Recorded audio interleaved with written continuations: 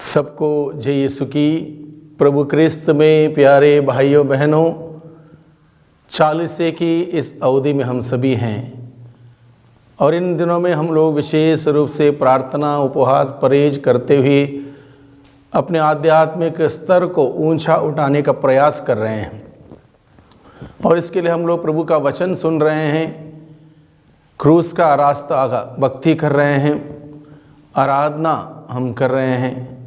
अलग अलग तौर तरीकों से हमारा प्रयास जारी है कि हम आध्यात्मिक जीवन में तरक्की करें, आगे बढ़ें।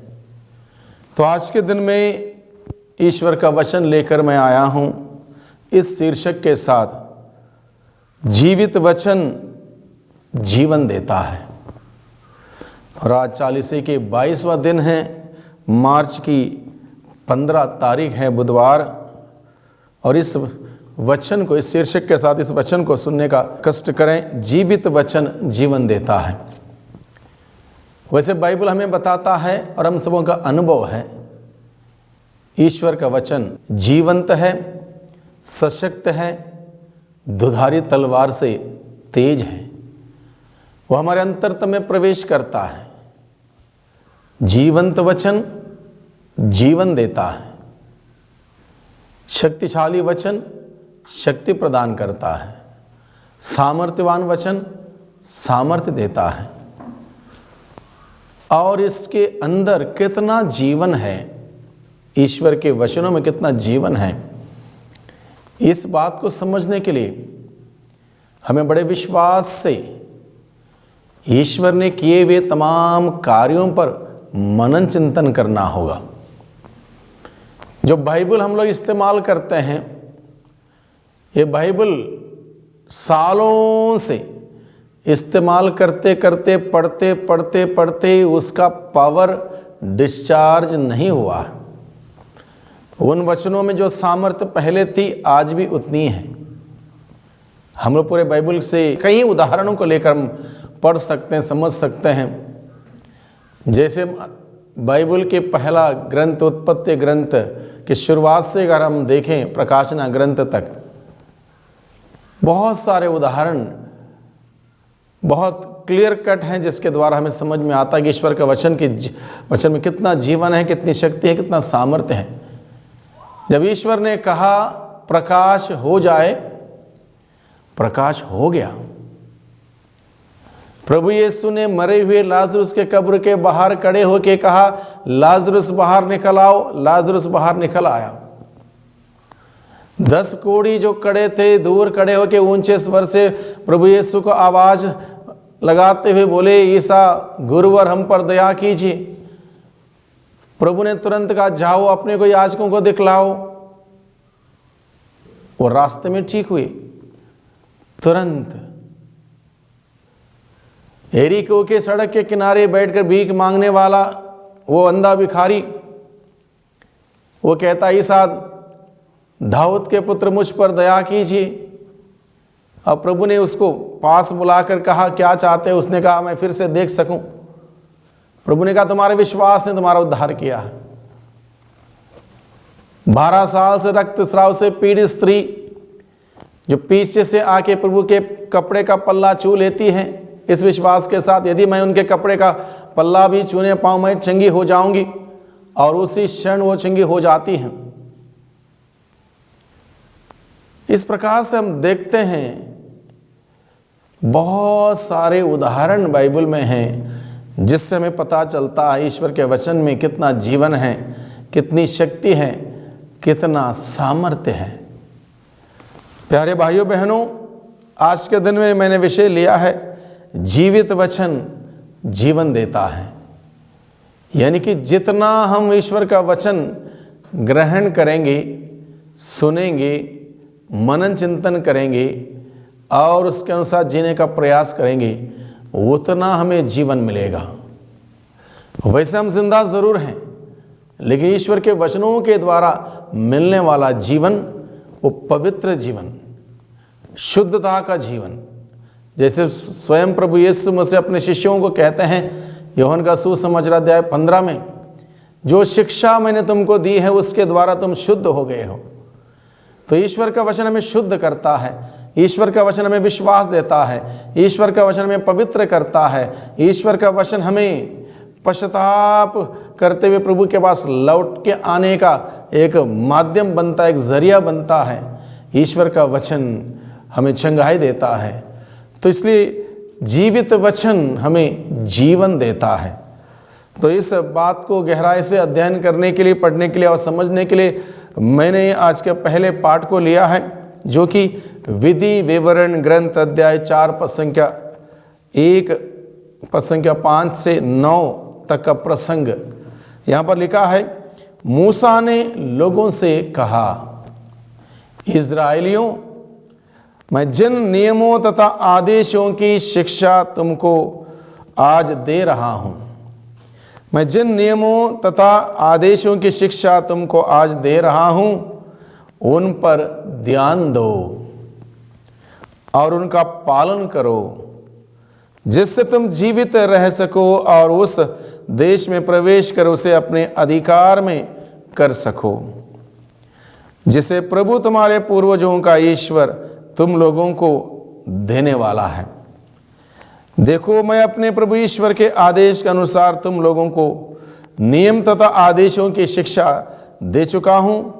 तुम जो देश अपने अधिकार में करने जा रहे हो, वहां उनके अनुसार आचरण करो, उनका अक्षरश पालन करो, और इस तरह तुम अन्य राष्ट्रों की दृष्टि में समझदार और बुद्धिमान समझे जाओगे।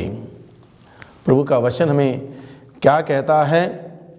जिन नियमों और आदेशों की शिक्षा तुमको आज दे रहा हूं, उन पर ध्यान दो, उनका पालन करो, जिससे तुम जीवित रह सको। यानी कि जीवित रहने के लिए प्रभु के नियम, प्रभु के आदेश और उसकी शिक्षा का पालन करना अनिवार्य है हम सभी लोगों के लिए। जीवित रहने के लिए प्रभु के नियम, प्रभु के आदेश और प्रभु के शिक्षा को हमें ग्रहण करना है। प्रभु के आदेश क्या है, प्रभु के नियम क्या है? 10 नियम हम जानते हैं जो ईश्वर ने हम सभी लोगों के सम्मुख रखे हैं। 10 नियम, और एक एक नियम पर मनन चिंतन करने से हमें पता चलता है कि ईश्वर हम लोगों से क्या चाहता है। नियमों का पालन करना, आदेशों का पालन करना और शिक्षा का पालन करना कितना ज़रूरी है, प्रभु आज के दिन में हमें सिखाता है। इन सब का पालन करने से हम जीवित रहेंगे। मान लो 10 नियम हैं, उसका 5 का पालन मैंने नहीं किया, तो मेरा आध्यात्मिक जीवन का स्तर घटता जाएगा, मेरा आध्यात्मिक जीवन खोखला हो जाएगा और मैं आध्यात्मिक रूप से दुर्बल हो जाऊंगा। नतीजा क्या है? जीवन कुंठित हो जाएगा। आदेश का पालन नहीं किया तो मेरे जीवन में ईश्वर की आशीष नहीं आएगी, ईश्वर की बरकत नहीं आएगी और मैं कुछ भी नहीं कर पाऊंगा। जब ईश्वर की आशीष नहीं आएगी तब कुछ भी नहीं कर पाऊंगा। प्रभु की शिक्षा बड़ी अनोखी शिक्षा है, चुनौती भरी शिक्षा है, लेकिन हम सबों को हर प्रकार के बंधनों से आज़ाद करने वाली शिक्षा। अगर ये शिक्षा हम लोग ग्रहण नहीं करेंगे तो हम बंधनों में रहेंगे, पीड़ाओं में रहेंगे, हमारे ऊपर बोझ रहेगा। इसलिए प्रभु की शिक्षा को ग्रहण करना, प्रभु के आदेशों का पालन करना, नियमों के अनुसार चलना बहुत ही ज़रूरी है। इसलिए प्रभु कहता है तुम इन नियमों का, आदेशों का, शिक्षा का पालन करोगे तो जीवित रहोगे, अन्यथा दिखाई ज़रूर दोगे जीवित, लेकिन जीवन नहीं रहेगा। इन सभी बातों से, प्रभु के आदेशों का पालन करने से, शिक्षा का पालन करने से, नियमों के अनुसार चलने से प्रभु का जीवन हमारे अंदर आएगा। प्रभु का जीवन, जब प्रभु का जीवन हमारे अंदर आएगा, हम प्रभु का जीवन जिएंगे, मेरे द्वारा किसी को तकलीफ नहीं होगी, मेरे द्वारा किसी को दुख नहीं पहुंचेगा, मेरे द्वारा किसी को पीड़ा नहीं होगी, क्योंकि प्रभु यीशु का जीवन से लोगों को सुख मिला, लोगों को आनंद मिला, लोगों को चंगाई मिली, लोगों को छुटकारा मिला। और इस जीवन को पाने के लिए हमें प्रभु के नियमों, आदेशों और शिक्षा के अनुसार हमें जीवन बिताने के लिए प्रभु हम सबों को बुलाता है। प्यारे भाइयों बहनों, कितना ज़रूरी है, कितना आवश्यक है कि हम सबों को प्रभु का जीवन जीना। अगर हम इस दुनिया में भेजे गए हैं तो हम सबों का कर्तव्य और फर्ज है कि हम प्रभु का जीवन जिएं, प्रभु का जीवन जिएं, दुनिया का जीवन नहीं। दुनिया का जीवन जीने वाले बहुत सारे लोग हैं जिनको प्रभु के मूल्यों से, सिद्धांतों से कुछ लेना देना नहीं है। हम सभी इस धरती पर प्रभु यीशु के गवाह के रूप में, साक्षी के रूप में जीवन बिताने के लिए चुने गए हैं। हम लोगों को प्रभु ने चुना है जिससे कि हम सदा बना रहने वाला फल उत्पन्न करें। तो हम जीवित ही नहीं रहेंगे प्रभु के मूल्यों में, सिद्धांतों में, तो फल उत्पन्न नहीं होगा। तो हमारे जीवन में अच्छे फल तब आएंगे जब हम प्रभु के जीवन में जीवित रहेंगे, प्रभु के प्रेम के, क्षमा के, प्रभु के दया के, अनुकंपा के, प्रभु के उस न्याय के जीवन में जीवित रहेंगे। तब हमारे जीवन के द्वारा फल उत्पन्न होंगे। कई बार हमने देखा और मैं सोचता हूं, क्या इनके अंदर जीवन है या नहीं है। उदाहरण के लिए मान लो क्रिसमस का समय है या फिर पल्ली का पर्व का वक्त है या फिर और कोई एक संदर्भ है जिस दिन पर्व मनाने के सिलसिले में मिस्सा बलिदान के बाद बाहर जलपान का इंतज़ाम किया हो, कुछ खाने पीने का इंतज़ाम किया हो। लोग ग्रहण करते हैं बड़े खुशी के साथ जो भी दिया गया उस पेपर में या प्लेट में, तो खाए। भले ही वहाँ पर डस्टबिन रखा है लेकिन जहाँ खाया वहीं पर गिरा दिया। जिसमें चाय पी या कॉफ़ी पी वो गिलास वहीं पर गिरा दिया। और ये बात मैंने देखी है बहुत जगह पर। चर्च के अंदर गाने की किताबें हैं, प्रार्थना की किताबें हैं, छोटे बच्चे लेते हैं, उसको खोलने का प्रयास करते हैं, खींच लेते हैं, 2-4 पन्ने फट जाते हैं। बड़े लोग देखते हैं और मुस्कुराने लगते हैं कि उनका बच्चा बहुत बड़ा काम कर रहा हो। मैंने भी देखा यात्रा करते हुए, चाहे ट्रेन में हो, बस में हो, जाड़े का समय विशेष रूप से, मूंगफली खरीद ली, छील दिया, दाने मुंह के अंदर और छिलके वहां पर नीचे। मेरा सवाल है, क्या इन लोगों के अंदर जीवन है? मैं नहीं समझता, क्योंकि इनके जीवन से जो उत्पन्न फल जो हैं, जो गंदगी मचाना, चाहे बस में हो, चाहे ट्रेन में हो, चाहे किसी प्रांगण में हो, ये प्रभु के जीवन के द्वारा उत्पन्न फल नहीं है। प्रभु यीशु का जीवन किसी को तकलीफ देने वाला जीवन नहीं था, किसी को परेशान करने वाला, दुखी करने वाला जीवन नहीं था, बल्कि सुख देने वाला, आनंद देने वाला जीवन था। तो इस जीवन की बात मैं कर रहा हूं आज के दिन में। तो हमें प्रभु यीशु का जीवन को ग्रहण करना है और वो जीवन हमें प्रभु के वचनों के द्वारा प्राप्त होगा। और आगे लिखा है यहां पर, देखो मैं अपने प्रभु ईश्वर के आदेश के अनुसार तुम लोगों को नियमों तथा आदेशों की शिक्षा दे चुका हूं। तुम जो देश अधिकार में करने जा रहे हो, वहां उनके अनुसार आचरण करो, उसका एक एक अक्षर पालन करो, और इस तरह तुम अन्य राष्ट्रों की दृष्टि में समझदार और बुद्धिमान समझे जाओगे। दूसरी बात, प्रभु हमसे क्या कहता है? जब हम प्रभु के जीवन से जीवित रहेंगे तो लोग हमें बुद्धिमान और समझदार समझेंगे।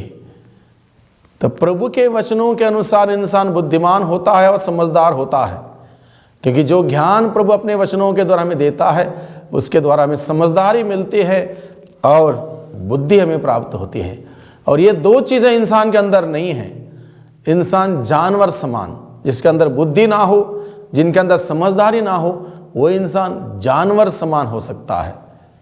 इसलिए प्रभु हम सबों से क्या कहता है, इन नियमों का, इन आदेशों का और शिक्षा का पालन करने से समझदार और बुद्धिमान हम बन सकते हैं। और ज़रूरी है समझदारी, प्रभु की बुद्धि हमें प्राप्त होगी, तब हम प्रभु में जीवित रहेंगे। जब वे उन सब आदेशों की चर्चा सुनेंगे तो बोल उठेंगे, उस महान राष्ट्र के समान समझदार तथा बुद्धिमान और कोई राष्ट्र नहीं है। यानी कि जब हम इस प्रकार से वचन के अनुसार जीवन बिताने का प्रयास करेंगे, नियमों के अनुसार जीवन बिताने का प्रयास करेंगे, तो लोग हमें देखकर कहेंगे इन प्रकार के बुद्धिमान और समझदार लोग ने हमने कोई राष्ट्र में नहीं देखा। तो प्यारे भाइयों बहनों, कितनी बड़ी जिम्मेदारी प्रभु आज के दिन में हम सबों को याद दिलाता है कि हमारी कितनी बड़ी जिम्मेदारी है। समझदार और बुद्धिमान बनकर दुनिया के सामने सुंदर उदाहरण प्रस्तुत करने के लिए प्रभु ने हमें चुना है। क्योंकि ऐसा महान राष्ट्र कहाँ है जिसके देवता उसके इतने निकट हैं, जितना हमारा प्रभु ईश्वर हमारे निकट तब होता है जब जब हम उसकी दुहाई देते हैं।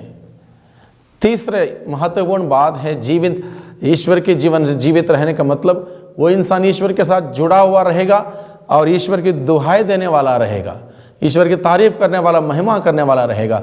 ये हमारा और एक कर्तव्य, जीवित रहने के लिए, ईश्वर के जीवन से जीवित रहने के लिए वचन सुनना है, और तब हमें हमारे जीवन में ईश्वर का जीवन आएगा। ईश्वर का जीवन आएगा, बुद्धि और समझदारी आएगी, और इसके साथ साथ हम ईश्वर की दुहाई देने लगेंगे, प्रार्थना करने लगेंगे, तारीफ करने लगेंगे। वो जीवन है ईश्वर का जीवन। बहुत सारे लोग अपने घरों में ना पारिवारिक प्रार्थना करते हैं, ना व्यक्तिगत प्रार्थना करते हैं। दूसरों की कमियां तुरंत, दूसरों की विषय आ जाता है, तुरंत उनके पास हर प्रकार का हल है, हर प्रकार की बातें हैं, हर प्रकार के सुझाव हैं। लेकिन ये प्रभु के जीवन से आने वाला नहीं, प्रभु के जीवन से आने वाला, उत्पन्न होने वाला फल, लोगों के जीवन का निर्माण करने वाला। इसलिए हमारे व्यक्तिगत जीवन, पारिवारिक जीवन में निर्माण होना है तो हमें पारिवारिक रूप से प्रार्थना में बैठना है। क्योंकि प्रभु का जीवन जो प्राप्त करता है वो प्रभु की दुहाई देता है, प्रार्थना करता है, प्रभु की तारीफ करता है। जहाँ प्रार्थना नहीं है वहाँ पर प्रभु का जीवन नहीं है। जहाँ प्रभु का जीवन नहीं है, अंधकार की शक्ति उसके जीवन में अधिकार लेती है, आक्रमण करती है और उसको पूरा पूरा बर्बाद करती, चाहे व्यक्ति हो चाहे परिवार हो। इसलिए भाइयों बहनों, बहुत ही सुंदर तरीके से प्रभु अपने वचनों के द्वारा हम सबों को सिखाता है आज के दिन में। और एक ऐसा महान राष्ट्र कहाँ है जिसके नियम और रीतियाँ इतनी न्यायपूर्ण हैं, जितनी यहाँ संपूर्ण संहिता जिसे मैं आज तुम लोगों को दे रहा हूँ। सावधान रहो, जो कुछ तुमने अपनी आंखों से देखा है उसे मत भुलाओ, उसे जीवन भर याद रखो और अपने पुत्र पौत्रों को सिखाओ।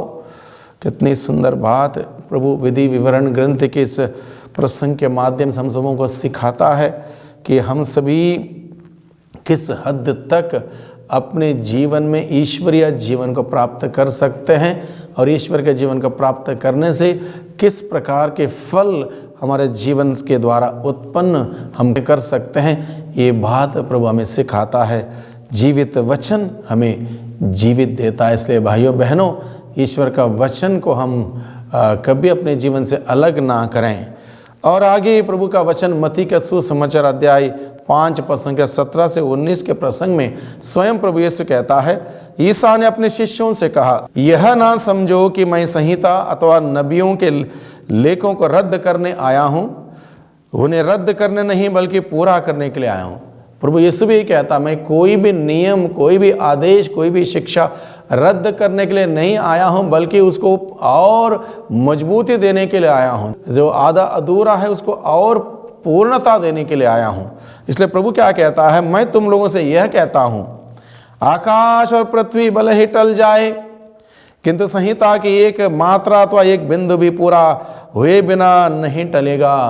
प्रभु इतना दृढ़ता के साथ हम समूह कहता है ईश्वर के वचन को लेकर, आकाश और पृथ्वी भले टले तो टल जाए, लेकिन ईश्वर का वचन का एक शब्द एक बिंदु भी पूरा हुए बिना नहीं टल सकता, नहीं रद्द हो सकता। ये बात प्रभु हमें बताते, इसलिए हम ईश्वर के वचनों पर किसी प्रकार के संकोच या संदेह ना करें, बल्कि पूर्ण रूप से विश्वास करते हुए हम बड़े प्यार से पढ़ें, ध्यान पूर्वक तरीके से पढ़ें, विस्तार से इसको समझें, ग्रहण करें, इसके अनुसार आचरण करें। यही हमें बुद्धिमान और समझदार बना सकता है, प्रार्थना में आगे हमें जाने के लिए मदद कर सकता है, और हमारा जीवन में ईश्वर का जीवन आएगा और हम प्रभु के साक्षी बनेंगे, प्रभु की गवाही बनेंगे। इसलिए प्रभु क्या कहता है, इसलिए जो उन छोटी सी छोटी आज्ञा में से एक को भी भंग करता और दूसरों को ऐसा करने सिखाता है, वह स्वर्ग राज में छोटा समझा जाएगा। एक को भी अगर कोई कहता है कोई बात नहीं, ये तो ऐसे ही लिखा है, ऐसी कुछ नहीं है, भंग करता या दूसरों को ऐसा करना सिखाता है, तो स्वर्ग राज में छोटा समझा जाएगा। जो उनका पालन करता और उन्हें सिखाता है, वह स्वर्ग राज में सबसे बड़ा समझा जाएगा। यानी कि ईश्वर का वचन के अनुसार जीवन व्यतीत करने वाला व्यक्ति स्वर्ग राज में ईश्वर के दृष्टि में सबसे बड़ा, सबसे महान समझा जाएगा। इस प्रकार से प्रभु हमें निमंत्रण देता है, भाइयों बहनों, ईश्वर के वचन के द्वारा, जीवंत वचन के द्वारा जीवन प्राप्त करने के लिए प्रभु हमें सिखाता, बुलाता है। प्रभु के इस बुलाहट को हम स्वीकार करें और इस वचन के अनुसार जीवन बिताने के लिए शक्ति सामर्थ्य मांगे। आइए हम प्रार्थना करें। सर्वशक्तिमान पिता परमेश्वर, धन्यवाद देते हैं आज के जीवंत वचनों के लिए। जीवंत वचनों के द्वारा प्रभु आपने हमें जीवन का संदेश दिया है। जितना हम जीवंत वचनों को सुनेंगे, ग्रहण करेंगे, उतना हमें आपका जीवन से हम भर जाएंगे, और वही जीवन जीने के लिए आपने बुलाया है। और उस जीवन के द्वारा समझदार और बुद्धिमान बनकर आपकी स्तुति, आराधना, महिमा करने के लिए, आपकी गवाही देने के लिए हमें निरंतर प्रेरणा दे, शक्ति दे, सामर्थ्य। हम दुर्बल हैं प्रभु, हमें कमी कमजोरी से ऊपर उठने की कृपा और अनुग्रह प्रदान कर। दुआ करते हैं उद्धारकर्ता यीशु मसीह के नाम से, आमीन।